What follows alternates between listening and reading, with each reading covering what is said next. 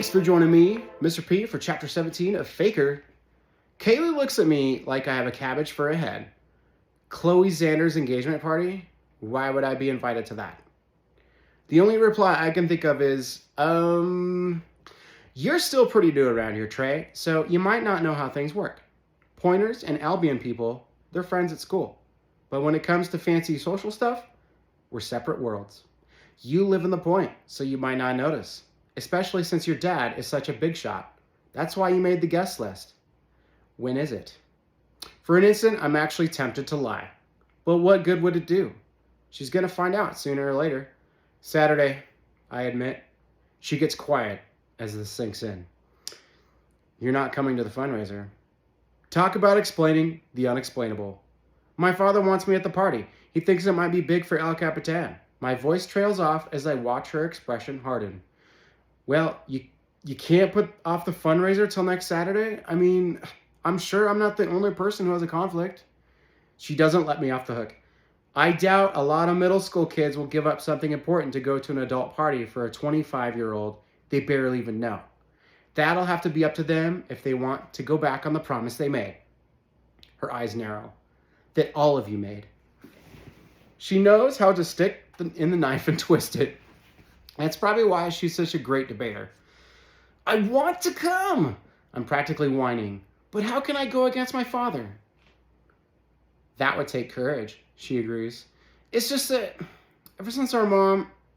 Oh man, I can't believe I just said that. Bringing up mom in order to get sympathy is a classic dad move, but this is the first time I've ever tried to use it myself.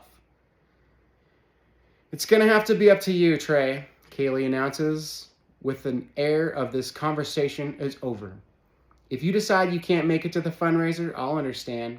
She marches off down the school hall.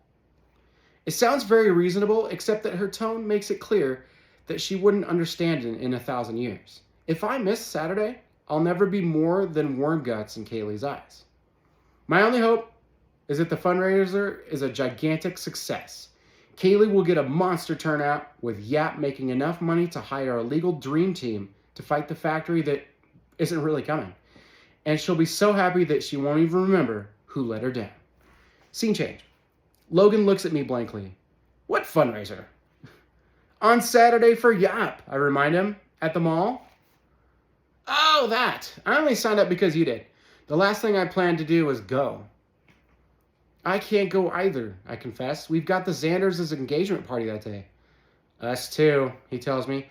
My folks have been trying to get in there for months. Word is, it's the most expensive house in the Point. Compare that to walking your feet off at the mall with a bunch of yappers, hitting people up for money? No thanks. This stinks for Kaylee, I tell him. He shrugs. There'll be 1 million kids there. Good old Logan. He has a knack for making me feel better. Supposedly, the place is sick, he goes on. More like Disney World than a regular crib. It'll feel like being on vacation. Not for me, but only because in my family, vacation means something completely different. Aloud I say, you're right. This party will be awesome. We should have a blast. Logan can't know it, but things like this are some of the real perks of Dad's line of work. I always enjoyed them before. What's so different about now? Somehow, this kid sees me more clearly than I see myself. I doubt Kaylee will even notice a couple of random no-shows at the mall, Logan adds. But later when I talk to the Atumwas, Brian and Caleb confirm that their family will be going to the engagement party. Ditto Floyd, Kevin, Franco, Teresa, and Janelle. As I talk to more and more people, the bowling ball in my gut grows larger and larger. Not a single kid from the Point is planning to be at the mall on Saturday afternoon. I can only hope that Kaylee gets some decent support from the Albion kids, because if she doesn't, she's going to be alone out there with their bumper stickers.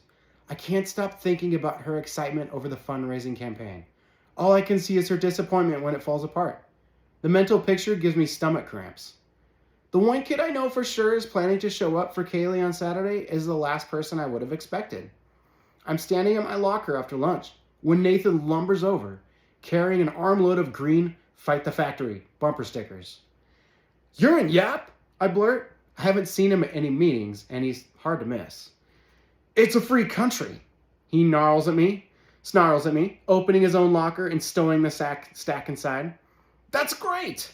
I exclaim with far too much enthusiasm for someone talking about a middle school fundraiser. Yeah? He regards me with a mild interest. You're gonna be at the mall on Saturday? Well, I want to, but I've got this thing. Figures. I get bold. What's that supposed to mean? It means you're going to the Xanders as well as other pointers while the rest of us try to do something good. Another chance for your daddy to show off his shiny red Batmobile. He slams his locker shut and starts away. I watch him around the corner and disappear. It's the first time Nathan has ever specifically mentioned the El Capitan. That could be more evidence that the mysterious emails are coming from him. On the other hand, if he's I see all, then he's wise to the fact that the whole thing is a hoax. Why would he volunteer his Saturday to sell Fight the Factory bumper stickers if he knew full well there's no factory to fight? Scene change. I don't even bother asking my father if I can skip the party. I already know what his answer is going to be. This is what we're in Box Elder for. I work the kids so he can work their parents. There could be no more perfect place for what we do than Chloe Xanders' engagement party. So many rich people all in one house to be offered the chance to become even richer by investing in El Capitan Motors. Kaylee isn't officially mad, but she's been too busy to spend any time with me at school. She says she's got this big fundraiser to organize, but if she was really working on that, she'd probably already know that it isn't going to be as big as she expects it to be. Logan thinks that when the word gets around that all the pointers will be no-shows, a lot of the Albion kids will find other things to do on Saturday. Nobody wants to be a part of the big fizzle, he tells me. I don't blame them. It's awkward. He's right. But I'm not worried about the success of the mission, which is to stop something that's never going to happen. I just feel terrible for Kaylee, who's going to be devastated. I have visions of her at the mall all by herself, or even worse, with Nathan, who can make anybody long for loneliness. At least he's strong, so he can help her carry home all those unsold bumper stickers. It gets to the point where I'm actually rooting for a hurricane to roll in off Lake Persimmon and cancel the party and the fundraiser. But Saturday is a perfect sunny day and warm for early December. Dad makes me wear a sport coat, even though I'm pretty sure I'll be the only kid in one. My sister is in her best dress. This isn't just a social occasion for us, it's business. Any hopes I had that the party was going to be small are dashed when we hit the traffic jam on Lakefront Road. 3 lanes of cars are squeezing into the Xanders' circular drive, a bottleneck that's made worse because they have to go around the parked van from Cable Web Communications. Those guys must be a really bad cable company, Ariana comments from the backseat of the El Capitan. They're always fixing something around here. I shrug. Our TV's totally fine. Our father isn't paying attention. He's focused on the lineup of expensive cars in front of us. He's probably figured out who to bribe in order to get the best parking space for his shiny red Batmobile. When we reach the Xanders' front door, we're greeted by a team of uniformed parking valets. I hope that means we don't have to worry about the likes of Lamont Pole taking the El Capitan for a spin. The house is almost too imposing to be considered a regular home. It isn't a palace exactly, but palatial is the best word I can think of to describe it. The ceilings are so high, they're almost out of sight. The doorways would fit LeBron James on stilts. The furniture and decorations are not overwhelming, but somehow perfect. And you can never tell what room you're in because everything seems too big to be just a living room or an office or a den. This makes Micah's place look like a doghouse, Ariana hisses as we make our way through the main hall. Even Dad is impressed. Eventually, we reach the biggest room of all, some kind of ballroom. That's Party Central, with the adults mingling on one side and a DJ and carnival games for the kids set up on the other. It's kind of a mini Dave & Buster's, with skee-ball arcade machines, a basketball sure shot, and even a photo booth where you can get your picture taken in front of the pyramids or standing with the Kardashians. Ariana points, "There's Micah." She runs off to join her friend, who's standing in a cluster of elementary school kids waiting for the motorcycle simulator. Dad and inclines his head in the direction of the kids' section. Have a good time, he tells me. I'm going to introduce myself to our hosts. I'm relieved to be free, but I can't help feeling a little miffed. What am I doing here if he doesn't need me? I should be at the mall with Kaylee, like I promised. The fundraiser is starting right about now. As I survey the crowded games, all I can think is that every kid here is not with Kaylee. That doesn't necessarily mean Yap's turnout is terrible, but I've got a really bad feeling about it. I spot Logan at one of the pinball machines using more body language than a professional dancer. Come on! Come on! Ah, nah! He slaps the flipper button so hard that an alarm bell sounds and the message tilt lights up the console. Relax, man. I try to soothe him. Why do they put 2 sets of flippers on these things? He complains, red-faced. The ball just rolls between them. They do it on purpose, that's why. How's the party? Looks pretty over the top. Terrible, he tells me. I've already crashed a motorcycle and been shot twice at the OK Corral. And look at this. He shows me a souvenir picture from the photo booth that looks like the Leaning Tower of Pisa has kneeled over and bonked him on the head. On the cardboard frame, the message, "Congratulations, Chloe and Winston," is written in multicolored confetti. Let's get a drink.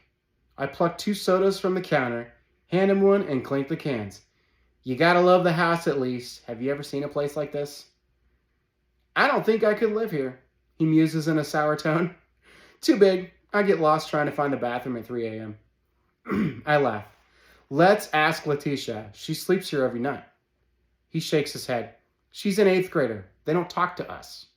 We grab snacks from the food table and play a couple of games of air hockey with Brian and Kayla. It's decently fun, except I know that the Mtumwas were also on the volunteer list for the fundraiser. Your parents made you come here too, huh? I ask them. They stare at me with identical faces. Our parents aren't even here, Caleb says. Mom's in California on business, and Dad went with her. So why aren't you at the mall? Brian is mystified. Why would we go there instead of here? The Yap fundraiser, I exclaim. Caleb's eyebrows shoot up. That's today? Brian shrugs. Kaylee's got tons of kids there. She won't miss us.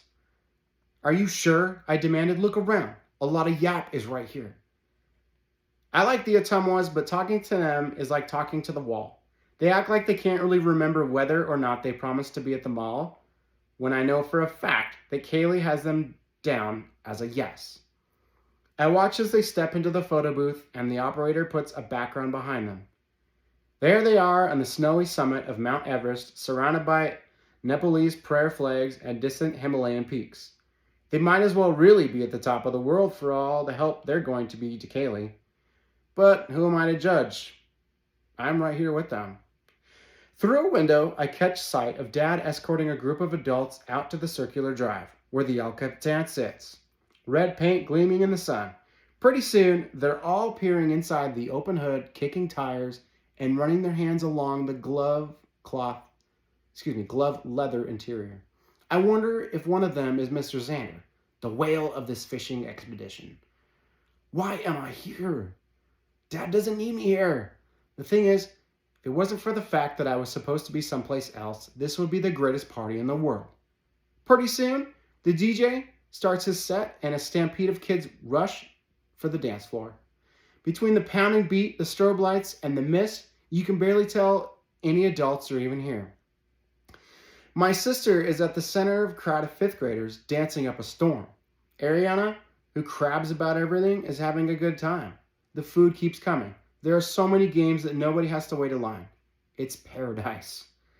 Logan is at the skee ball machine, throwing the ball too hard and missing all the targets. He seems kind of off today, but who am I to judge? I'm pretty off myself. His eyes keep traveling to a picture on the wall. A huge canvas depicting an old-fashioned fancy dress ball. For some reason, it seems familiar to me, which makes no sense. Then I remember. This used to hang in the dining room at the Romano's house. It took up the whole wall. It looks smaller here, but it's definitely the same painting. I point to it. One of yours? Logan nods uncomfortably. The Xanders bought it the night of our party. You know, while Lamont and that other guy were joyriding in your dad's car. Maybe that's why Logan's in a weird mood today. If your parents are art dealers, you develop attachments to certain pictures and it's hard to lose them when they get sold. That would be like me getting hung up on the El Capitan. It would never happen. If anything, it makes me nervous because the longer we have it, the greater the chance that someone might put two and two together and realize it's not a real car. I don't get attached to things. People are my weakness. It was hard to move from Rudy, and I doubt it will be any easier with Logan. And as for Kaylee, well, after I abandoned her today, she's probably already moved on from me. That thought energizes me. In the chaos of the dancing and the games and the loud music, who's going to miss me in this gigantic house? Dad is having no trouble mingling with potential investors. If I try to help, I'd only get in his way. Besides, he told me to have a good time, but that's not possible here. The only good time available to me now is hawking bumper stickers at the Box Elder Mall. I sidle up to Logan, who's still abusing the skee-ball machine. Want to blow this popsicle stand? He seems shocked for a moment, then understandingly clicks in. The mall? I nod. The fundraiser. If we hurry, we can still catch the end of it. He's hesitant. I'm not feeling my inner yapper today. You should go, though. It'll be a great chance to make up with Kaylee. Logan always understands. I could use a wingman, I offer. He shakes his head. My folks expect me to stick around. Besides, I can cover for you if your dad comes looking. I'll say you're in the can or something. I flash him a grin. I owe you. What are the odds that in the life I lead, I've managed to find a friend like Logan? I duck into the mist that swirls around the dance floor and push my way through the gyrating bodies. It's not the easiest way out of there, but it's the best camouflage. I get walloped by a few flailing arms and legs, but by the time I reach the other side, I'm close to the ballroom's grand entrance, which is now my grand exit. As I slip out, I spy my father in a paneled office room with a few other adults. He's peeking, and the others are hanging on his every word. It's a pose I've seen him in a dozen of times before, dating back to when I was a very little kid. He's making his pitch. One of them, anyway. As I work my way down the long hall, a few staff try to direct me to the nearest bathroom, but I'm already checking my phone, calling an Uber. It's when I run out into the circular drive that the wheel on my screen stops spinning and I get the message that there's no car for me. I switch to Lyft and get the same message. There just aren't enough drivers working today, the app explains helpfully. I should wait 20 minutes and try again. Well, I can't. The fundraiser has been going on for at least an hour by now. If it's laying an egg, who knows what state Kaylee will be in. I'm sure she needs me. I start out using the only mode of transportation available to me, my feet. I'd be better off in sneakers, but Dad made me dress up. The good news is the mall is only only a mile and a half away. It won't be fun, but I can make it. It's a distance I used to run every day for lacrosse practice at Spielman. But in dress shoes and hard pavement, it's plain torture. Pretty soon, I've got blisters on both feet, and the back of my left shoe is digging into my ankle. By the time I make it off the point into Box Elder proper, I'm in such pain that an Uber wouldn't do me much good anyway. I'd have to hold out for an ambulance. By the time the mall appears on the horizon, I'm bathed in sweat and running on guts alone. I whip off my jacket and dig down deep, reaching for a hidden reservoir of energy to propel me to my goal. I hit the parking lot in a limping sprint and blast in through the doors at the food court. Gasping for breath in front of the Orange Julius, I try to ask where the fundraiser is, but nothing comes out of my mouth. Then I see a man holding a Fight the Factory bumper sticker and dash off in the direction he came from. I hustle past the iFix Screens kiosk, hang a left at the big fountain, and enter the part called the Rotunda. There they are, dressed in green Fight the Factory t-shirts that match the bumper stickers. There are only 6 of them. Kaylee must be pretty disappointed about that. But at least she's not alone, and the Yap people seem to be doing okay. Every one of them is with a customer, and there are more shoppers milling around interested. The first one to spot me is, it figures, Nathan. He looks mildly surprised. You showed up, he says. Then, with the faintest hint of a smile, he adds, good. Coming from him, that's a bear hug of a welcome. That's when Kaylee finishes up with her customer. The look on her face when she sees me wipes out all the agony of the crosstown run. Sore feet? Never heard of them. Her expression is like sunrise bursting over a field of goldenrod. Or maybe that's another painting at Logan's house. She could tell from the rumpled condition of my dressy clothes that I came from the engagement party and made a major effort to get here. She'll never know the half of it. Thanks for coming, she tells me. No problem. Actually, it was a gigantic problem, but I'm really glad I'm here. How's the fundraiser? Better now, she assures me with a dazzling smile. I ditch the jacket, pull out a Fight the Factory tee over my sweaty dress shirt, and go to work. Even though I'm only here to support Kaylee, it's actually pretty interesting. People have a lot to say about Albion Pond. Older folks have fond memories of it when it used to be really nice. Some hate the idea of a factory, but others think it might be good for the town because it'll create new jobs. Even the pro-factory people donate a couple of bucks, although they don't take a bumper sticker. Nobody wants to be mean to a 12-year-old who gave up his Saturday for what he thinks is a worthy cause. A couple of people recognize me as Dad's son and want to know why I'm campaigning against my father's company. Those are tricky conversations, since I can't tell them the truth. I joined YAP because I think it's terrible that a beautiful park has turned into such a disaster area, I explain. My dad agrees with that. We just don't agree on the best way to fix the problem. What nobody mentions is that Albion Pond itself doesn't belong to El Capitan Motors or the city of Box Elder. The land is owned by a strange company called the Barstow Collective.